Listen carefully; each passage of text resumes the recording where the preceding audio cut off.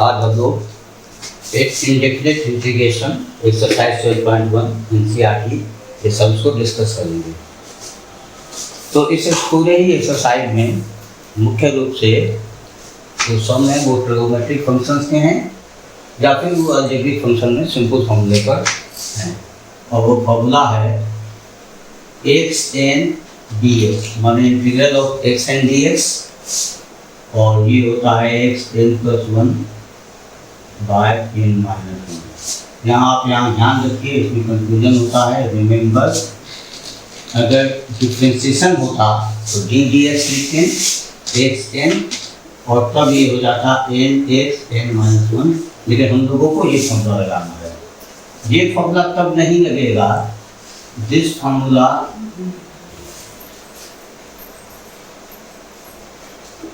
will not work when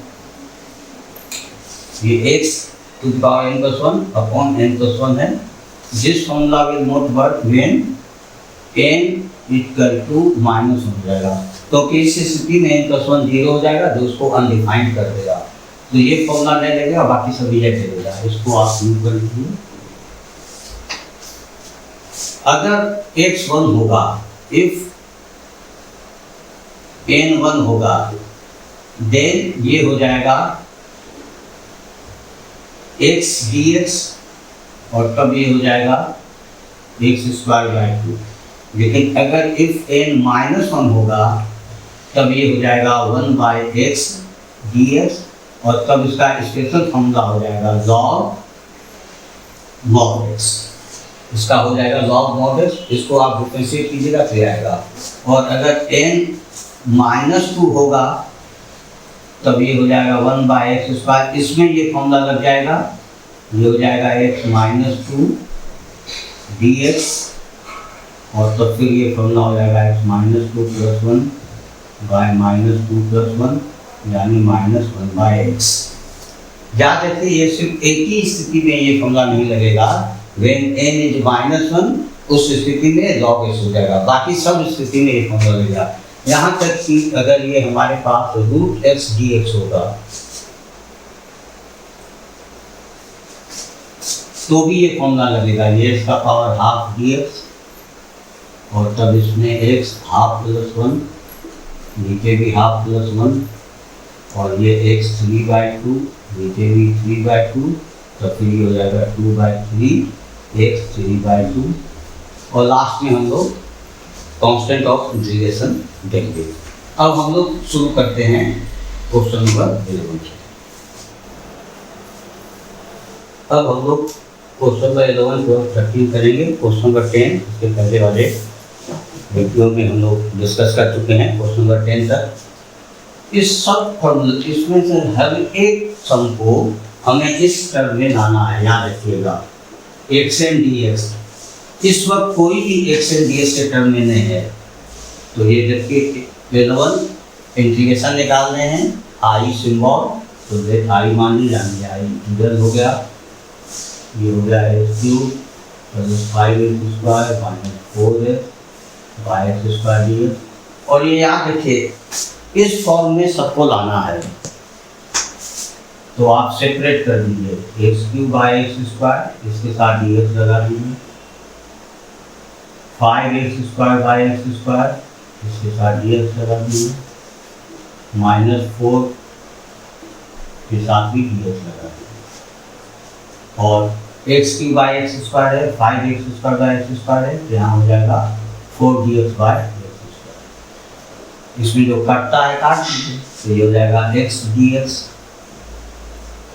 ये इसका power 1 हो गया, देखिए उस फॉर्मूले पर आ गया, प्लस 5 बाहर कर लीजिए तो बचेगा dx। यह भी इस फॉर्मूले पर आ गया, इसमें dx के साथ 1 है और ये 4 ये भी फॉर्मूले पर आ गया, x का पावर माइनस 2 dx। और किसी में भी x का पावर माइनस 1 नहीं है, इसमें n नहीं होना चाहिए माइनस 1, तो किसी में भी माइनस 1 पावर नहीं है, तो आप फॉर्मूला लगा दिए। ये हो गया एक्स स्क्वायर बाय 2, ये 5 dx का x माइनस 4 और इसका हो गया x माइनस 1 बाय माइनस 1 एक कांस्टेंट दे दीजिए और फिर ये हो जाएगा x square by 2 plus 5x minus minus plus 4 by x plus 2। हम लोग इसको डायरेक्ट भी लिख सकते हैं, 1 बाय एक्स स्क्वायर को माइनस 1 बाय एक्स डायरेक्ट भी लिखेंगे आगे। फिर देखिए question number 4, let I equal to x cube plus 3x plus 4 by root x dx। इसको भी इसी फॉर्म में लाना है। अब आप समझ लें, इसको हम लोग कर देंगे x cube by root x dx। 3 तो कांस्टेंट है तो बाहर आ जाएगा है रूट एक्स dx और प्लस 4 बाहर आ जाएगा तो 1 by root x dx। Root x means x to the power half, तो 3 में हाफ माइनस कर देंगे तो ये जाएगा एक्स 5 बाय 2 dx। ये 3 एक्स का पावर यहाँ 1 है, 1 में हाफ पावर माइनस हो जाएगा तो ये हो जाएगा एक्स का पावर हाफ dx। और यहाँ 4 एक्स का पावर हाफ है, डिनोमिनेटर में है, ये जब न्यूमरेटर में चला जाएगा तो एक्स का पावर ये हो जाएगा माइनस हाफ dx। अब ये देखिए आप, एक्स का पावर n होगा, n कोई भी इंटीजर भी हो सकता है, फ्रैक्शन भी हो सकता है, रेशनल नंबर कुछ भी हो सकता है, सिर्फ n मतलब पावर -1 नहीं होना चाहिए।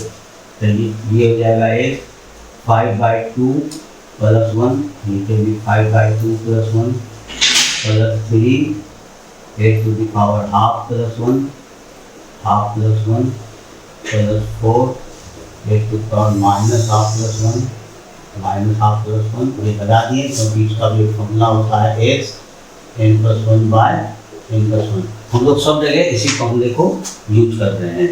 तो पहले देखने में क्वेश्चन लगता है कि ये किस तरह से आएगा, लेकिन अगर थोड़ा सा उस पर इंस्पेक्शन करेंगे तो समझ में आ जाएगा कि किस तरह से होगा। तो इसको सेपरेट कर देने से ये इस फॉर्म में आ जा रहा है। अब हम लोग क्वेश्चन नंबर 13 इन सवाल में भी उसी तरह से हम लोग करेंगे, सबको इस फॉर्म में हम लोग ले आएंगे, x to the power n के फॉर्म में ले आएंगे।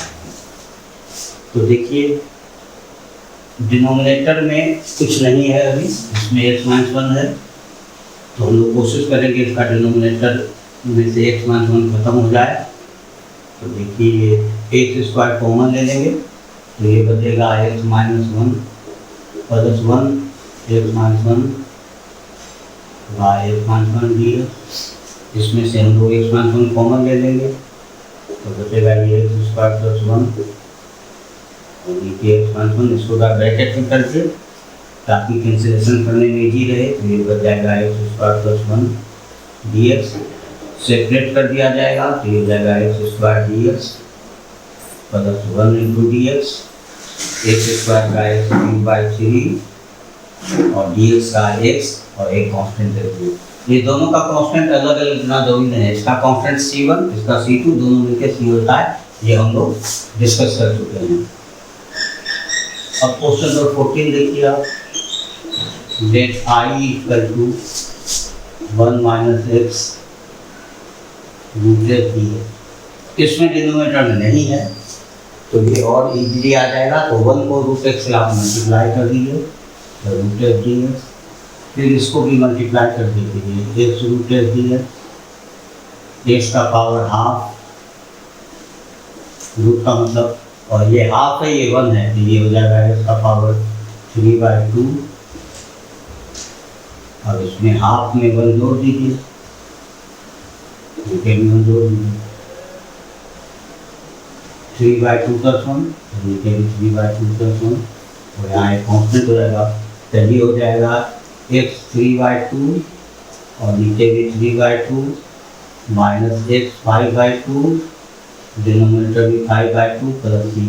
आप चाहें तो इसको आगे ले जा सकते हैं 2 बाय 3, बल्कि ले ही जाना चाहिए, x 3 by 2 minus 2 by 5 x 5 by 2 plus 3। तो सबसे पहले हम लोगों का एम रहेगा कि हम लोग इसके हर एक टर्म को x to the power n के टर्म में ले आएंगे ताकि ये फॉर्मूला लग जाए। अब देखिए क्वेश्चन नंबर 3 है।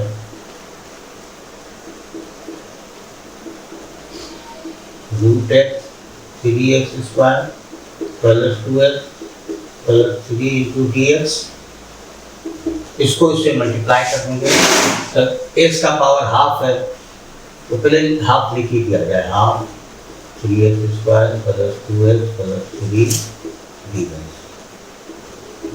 तो ये 3 x का पावर 2 और हाफ, तो ये हो जाएगा x का पावर 5/2। ये 2 s का पावर मतलब 1 है और हाफ, तो ये जाएगा s का पावर 3/2 और plus 3 a to the power half 3। ये देखिए अब सब आ गया, s to the power n के फॉर्म में सब आ गया। अब हम लोग सिर्फ इसमें फॉर्मूला लगा देंगे तो ये हो जाएगा 3 into a to the power 5/2 plus 1, नीचे भी 5/2 plus 1 plus 2 a to the power 3/2 plus 1, नीचे भी 3/2 प्लस 1 प्लस 3 और s का पावर हाफ प्लस 1, नीचे भी हाफ प्लस 1 और एक c दे देंगे तो ये कितना हो जाएगा 5/2 प्लस 1, ये हो जाएगा 7/2। तो इसको हम लोग लिख सकते हैं 2/7, तो 3 into 2/7 a to the power 7/2 और ये 3/2 प्लस 1 है तो ये हो जाएगा 5/2, तो इधर हो जाएगा 2/5 और इसका पावर 5/2 प्लस 1 है और प्लस हाफ प्लस 1 3/2, तो ये हो जाएगा 2/3 और इसका पावर 3/2 प्लस c है। अब मल्टीप्लाई करके सिंप्लीफाई भी आप कर सकते हैं। जो 16, 17, 18 सम्स में अलजेब्रिक भी है, ट्रिगोनोमेट्रिक भी है, एक्सपोनेंशियल भी है, लेकिन बीच में क्योंकि प्लस या माइनस का साइन है इसलिए बहुत ईजी है, घबराने की बात नहीं। हाँ, अगर इसमें इनटू रहता तो फिर हम लोग सोचते हैं तो उसमें इंटीग्रेशन बाय पार्ट्स रहता, वो आगे आएगा। तो उसको देखिए पहले, ये 16 है, जेड आई मान लेंगे हम लोग 2x minus 3 cos x plus ex dx।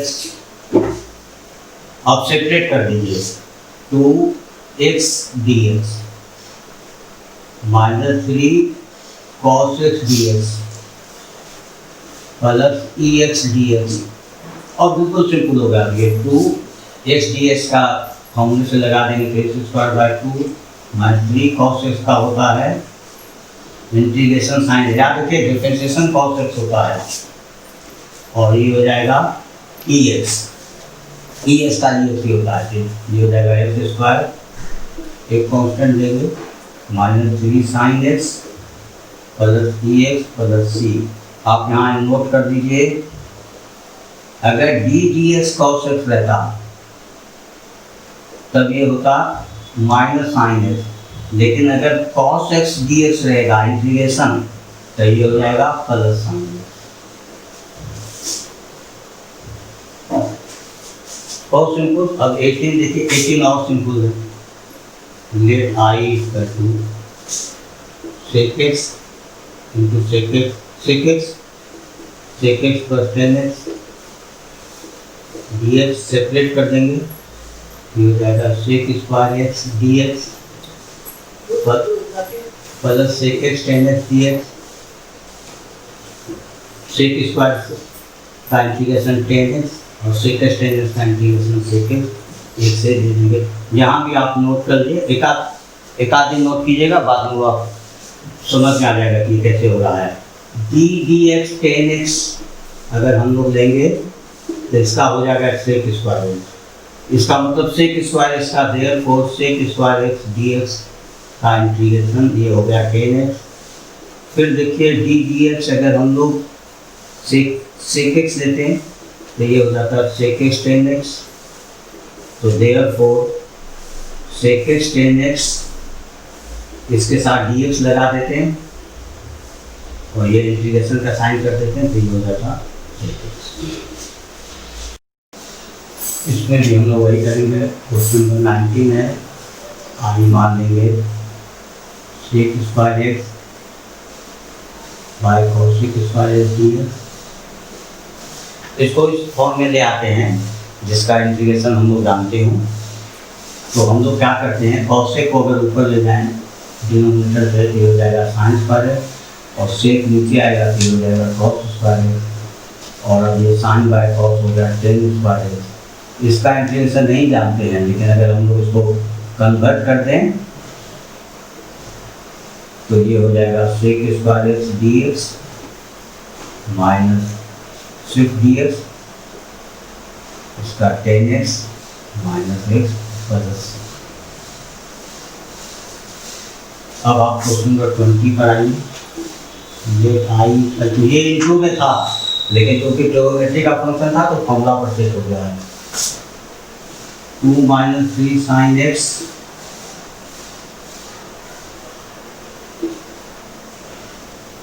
Separate कर दिए तो ये आएगा 2 by cos square x d x minus 3 sign x by cos square x d x और ये 2 कॉस स्क्वायर एक्स डिनोमिनेटर में है, इसको न्यूमरेटर में ले जाएंगे तो ये जाएगा सेक स्क्वायर एक्स माइनस 3, इसको आप लिखिए sine x by cos x into 1 by cos x d x, ये जाएगा 2 sec square x d x, 2 को बाहर कर दिए minus 3 sine by cos tan x और ये sec x sec square x का टेन एक्स और टेन एक्स सेक एक्स का सेक एक्स।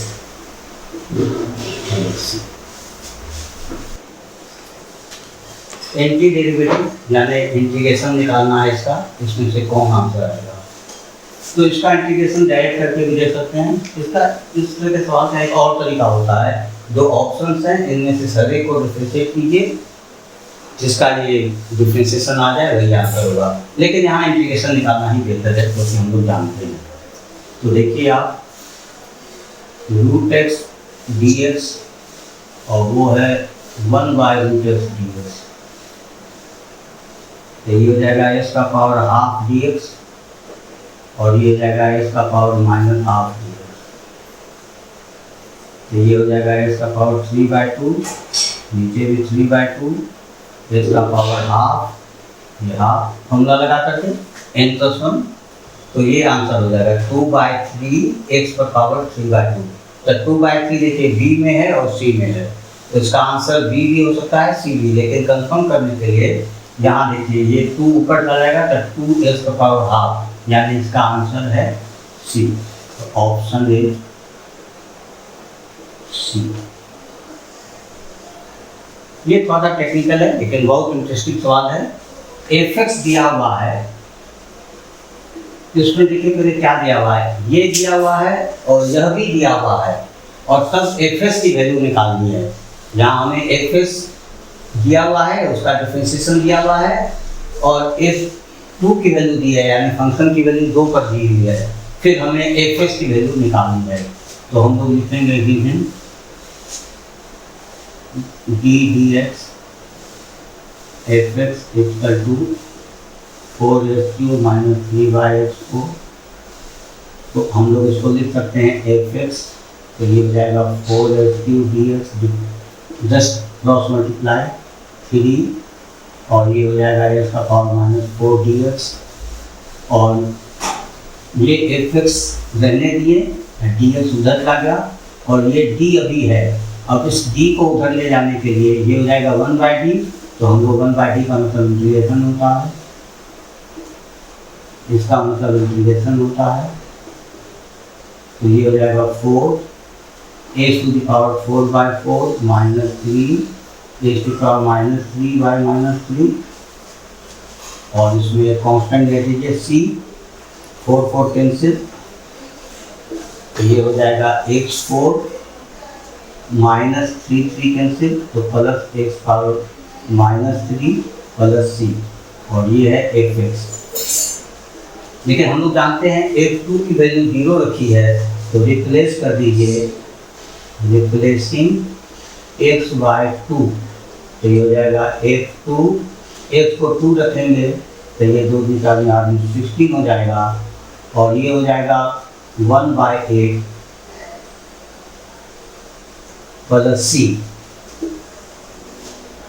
और F2 मैं यही चीज यहाँ लिख रहा हूँ, 16 प्लस 1/8 प्लस सी, और एक ये 0 दिया हुआ है,